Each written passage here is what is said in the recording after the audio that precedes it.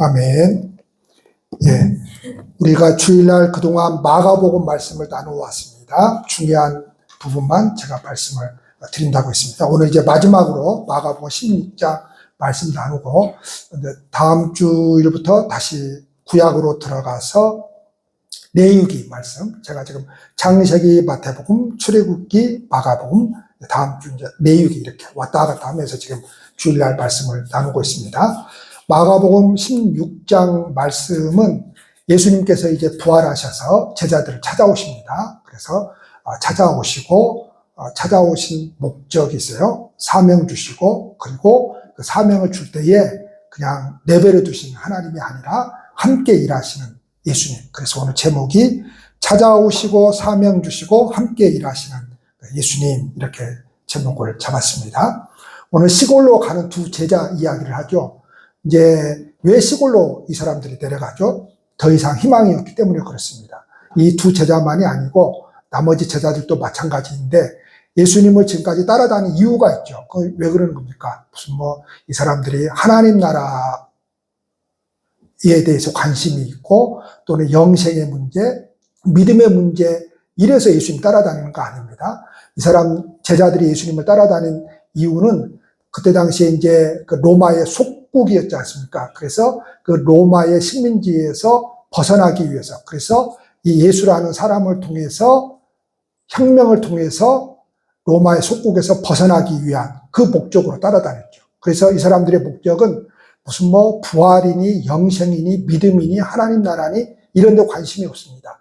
어떻게 하면 로마의 속국에서 벗어나고, 그리고 예수라고 하는 저 사람을 왕으로 세울 때에 어떻게 하면 내가 우의정이 될 수 있고 좌의정이 될 수 있을까, 이거에만 관심이 있는 사람들입니다. 그래서 야고보와 요한의 어머니가 뭘 요구합니까? 예수님에게 당신의 나라가 임할 때, 여기서 당신의 나라는 우리가 생각하는 하나님의 나라가 아닙니다. 당신이 이스라엘의 왕이 될 때에 우리 두 아들이 있는데 열심히 따라다니지 않았습니까? 하나는 좌의정 시켜주시고 하나는 우의정 시켜주십시오. 이런 요구를 하는 거죠.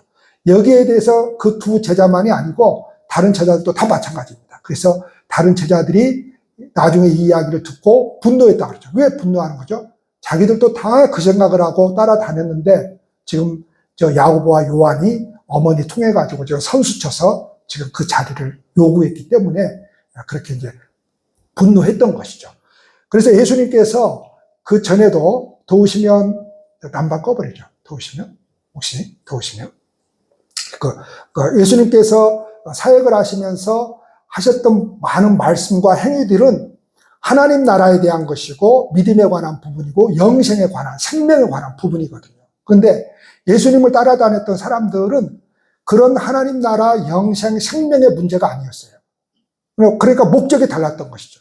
그러니까 항상 예수님께서 말씀하시면 엇박자가 나는 겁니다. 왜 엇박자가 나요? 예수님은 이렇게 말씀하시는데 저 사람들은 그거를 다 뭘로 해석을 하는 겁니까? 육신적인 것으로 해석을 합니다.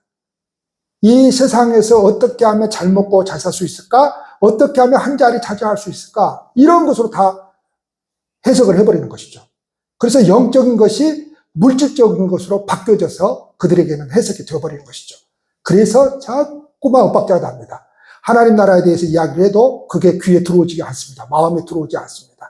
이미 예수님께서 당신께서 고난 받으시고 3일 만에 부활하시고 승천하실 것이다, 이거 이야기를 했는데도 3번 이야기했어요. 아주 정상적으로, 아주 구체적으로 3번을 이야기했는데 그게 마음에 와닿지 않으니까 예수님이 지금 십자가에 끌려가서 지금 죽었는데 나도 죽게 생겼으니까 숨어 들어가 버린 것이죠.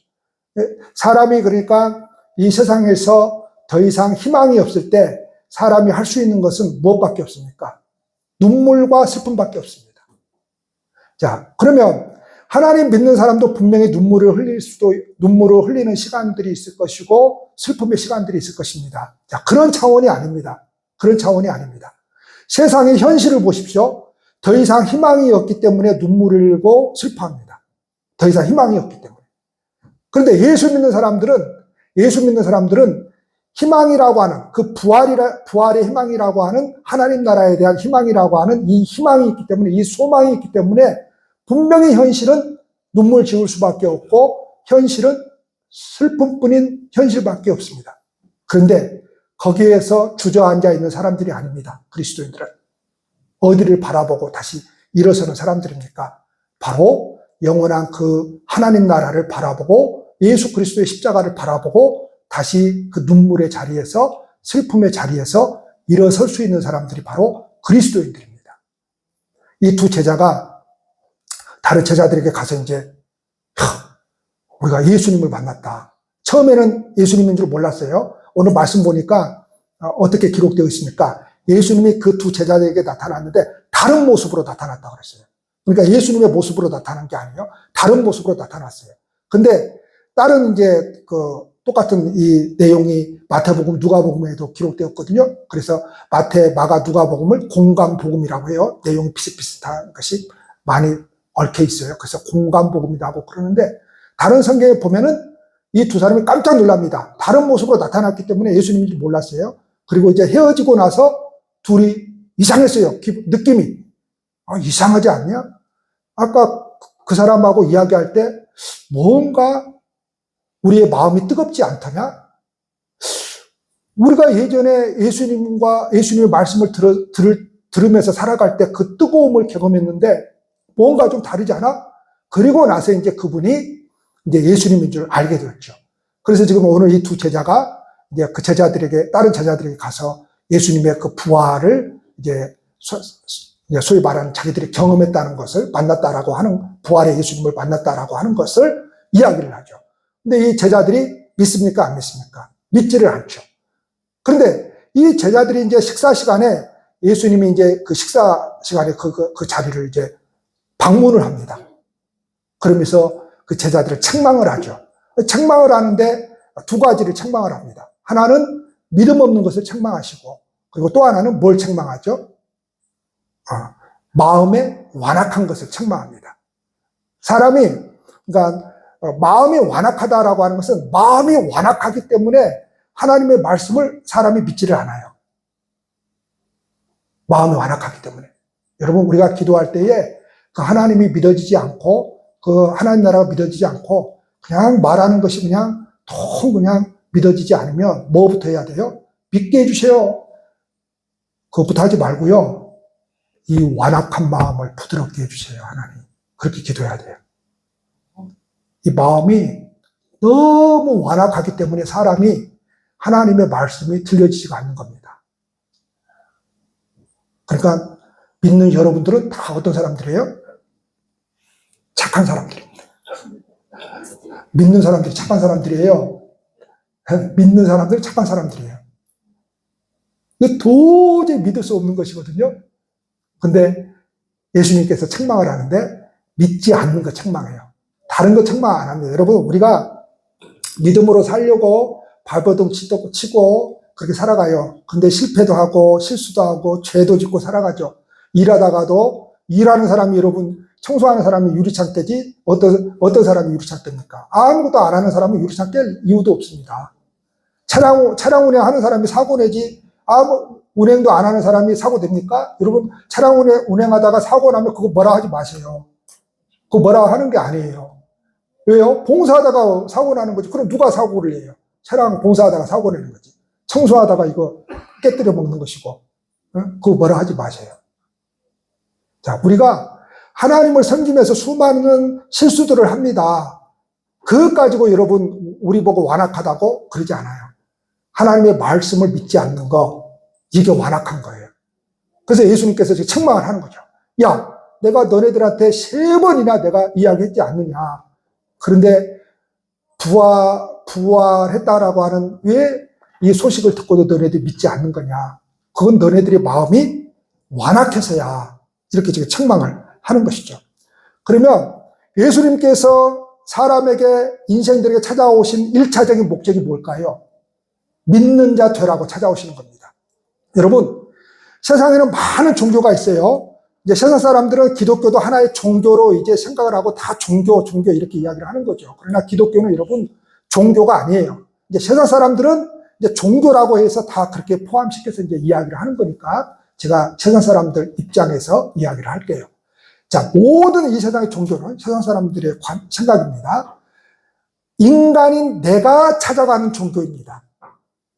그게 우상숭배예요. 왜 인간인 내가 찾아가죠? 내가 원하는 복을 받기 위해서입니다. 내가 원하는 복을 받기 위해서. 그걸 우상숭배라고 그러는 겁니다. 그러니까 실제로 우상은 누가 되는 거죠? 내가 되는 겁니다. 내가 되는 거. 내가 원하는 것을 그렇게 만드는 거예요.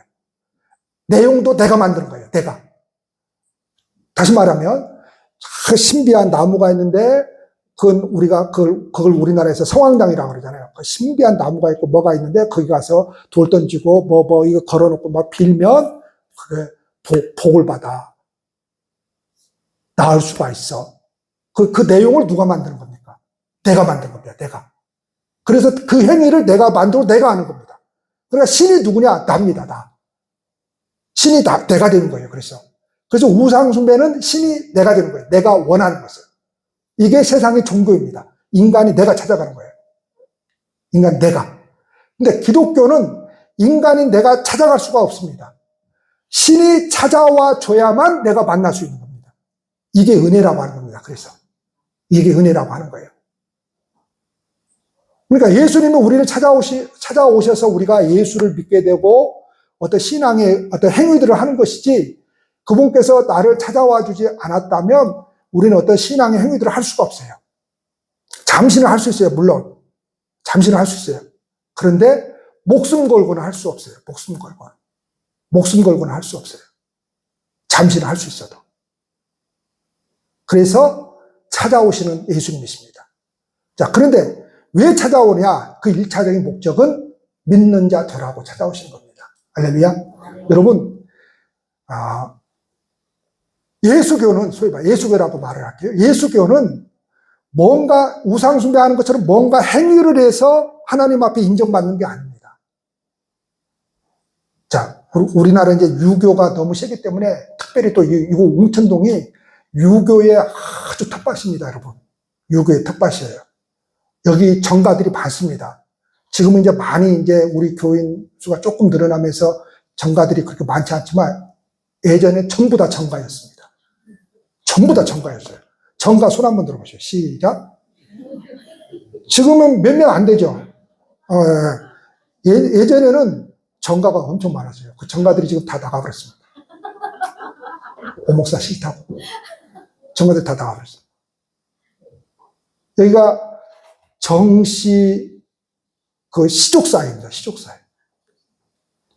이거 무슨 동네입니다. 옛날에 우리 교회에 있는 나무 꺾어져 있는데 우리 교회에 있는 나무 그 꺾어진 걸 그럼 목사가 우리 거니까 목사가 꺾어져 있으니까 비바람에 꺾어져 있으니까 그 내가 치워야지 누가 치워. 근데 나를 불러가지고 막 그게 이제 무슨 열매나무였어요. 호되게 뭐라고 그러는 거예요. 자기네들한테 잘못했다고 그러는 거예요. 아니 왜 우리 것 가지고 꺾어져 가지고 우리 거 정리하는데 내가 왜 마을 사람들한테 잘못했다고 그래야 돼. 자기네들이 그 열매를 따먹었어요. 그래가 꺾어져 버린 거야. 그러니까 그 사람들이 오해를 한 거야, 이제. 요 목사가 자기네들이 그런 줄 알고, 요걸 이제 꺾어버렸다 이거예요. 자기네들 못 따먹게. 그러니까 이제 빌어라 이거예요. 용서해라. 내가 빌었겠어요? 안 빌었겠어요? 아니, 내가 왜 빌어요? 내가 왜 빌어?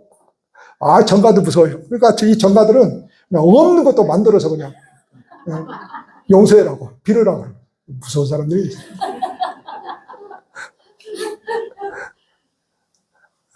여기 유교가 엄청 세요. 그래가지고 옛날 어르신들 이야기 들어보면 아주 처음에 이렇게 교회 나갈 때 엄청 핍박받은 분들 많습니다. 여기가 그런 동네예요, 아주. 진짜 여기가 센 동네입니다. 자, 좀 다른 데 같지만 믿게 하기 위해입니다. 다른 거 그러니까 하는 거 아닙니다. 그러니까 유교 보면은 제사 잘 드리고 삼강오륜 해가지고 막 그렇게 해야 된다 그러죠. 자, 그게 나쁘다는 건 아니에요. 근데 그거 전부 다 여러분 공부해 보면 뭐 때문에 그런 거예요? 정치적으로 이용해 먹는 거예요. 정치적으로. 그래서 사람들로 하여금 그냥 자식은 그냥 부모에게 효도하고 뭐하고 그거 하지 말라는 게 아니에요. 그렇게 해가지고 그게 덕이라고 생각을 하는 거예요.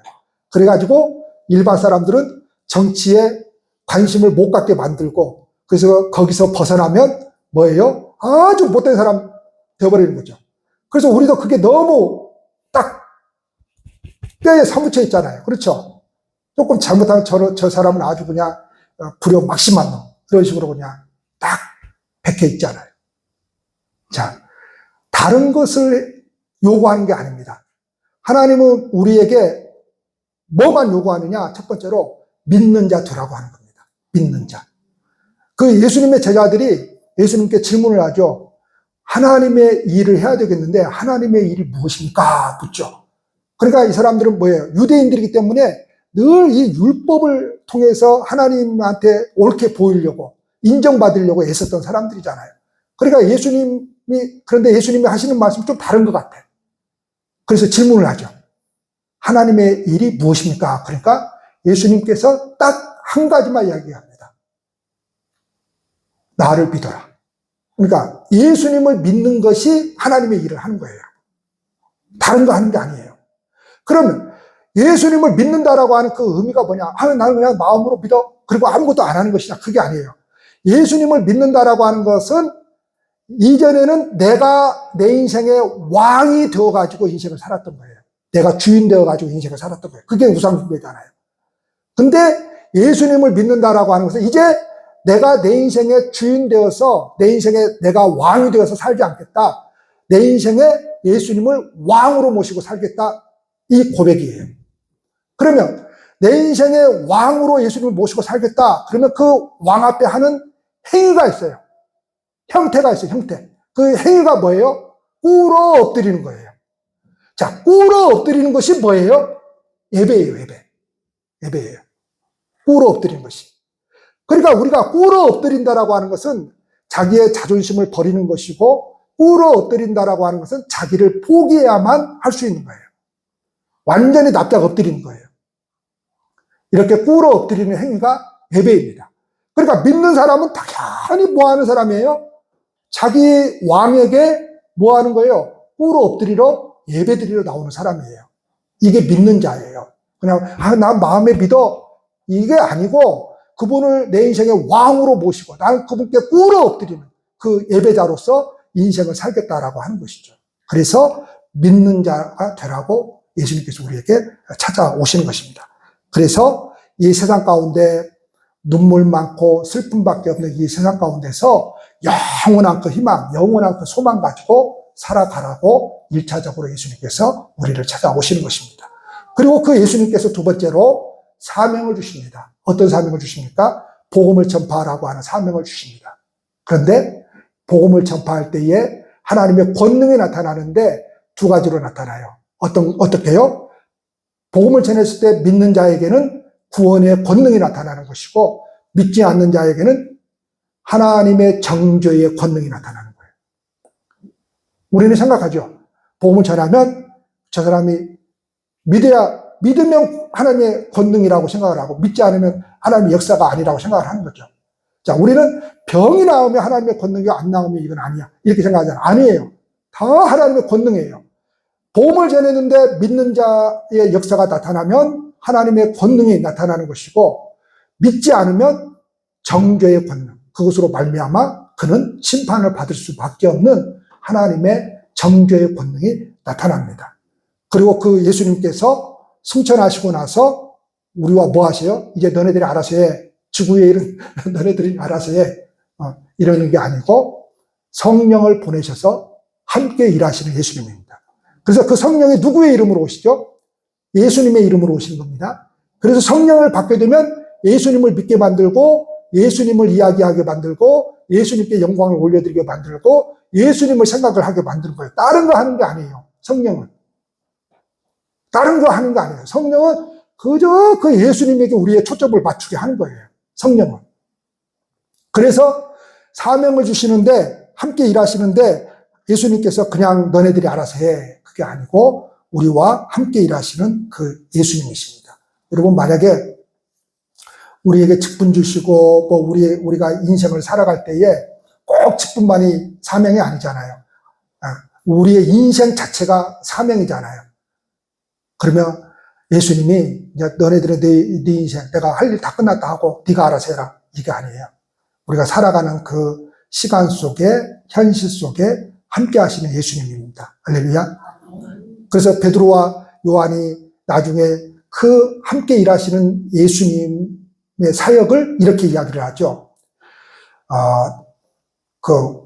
나면서부터 구걸하는 그 병자가 있었어요. 그 병자에게 나사렛 예수 그리스도의 이름으로 일어나 걸으라 하면서 손을 잡아 일으키니까 이 사람이 막 일어나 걸으면서 막 뛰잖아요.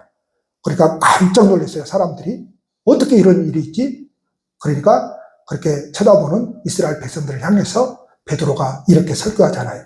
이스라엘 사람들아, 이 일을 왜 놀랍게 여기느냐? 우리 개인의 권능과 경건으로 이 사람을 걷게 한 것처럼 왜 우리를 주목하느냐? 그러죠. 그러니까 우리의 능력과 개인의 능력과 내가 무슨 경건하기 때문에 그런 능력이 나타난 게 아니고 지금 예수님께서 함께 하심으로 이런 권능이 나타난 거야. 그러면서 사람들을 누구에게로 초점을 맞추게 하죠? 예수님에게로 초점을 맞추게 합니다. 그리고 베드로가 어떻게 이 병자가 낫게 되었는지 이렇게 이야기를 하죠. 그 이름을 믿음으로 그 이름이 너희가 보고 아는 이 사람을 성하게 하였나니 예수로 말미암아 난 믿음이 너희 모든 사람 앞에서 이같이 완전히 낫게 하였느니라. 이렇게 말씀합니다. 자, 예수님의 이름이 그렇게 됐다는 거예요. 할렐루야. 그래서 여러분 질병이 있거나 마음의 상처가 있거나 그러면 예수님의 이름을 꼭 부르십시오. 그리고 기도하십시오. 그 예수님의 이름이 귀신도 쫓아내고 방언도 말하게 만들고 그 예수님의 이름이 질병을 고치고 그 예수님의 이름이 우리의 썩어 문드러진 심령도 고쳐내시는 분입니다. 할렐루야.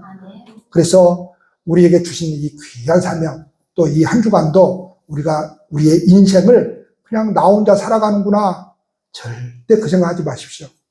예수님이 함께 하세요.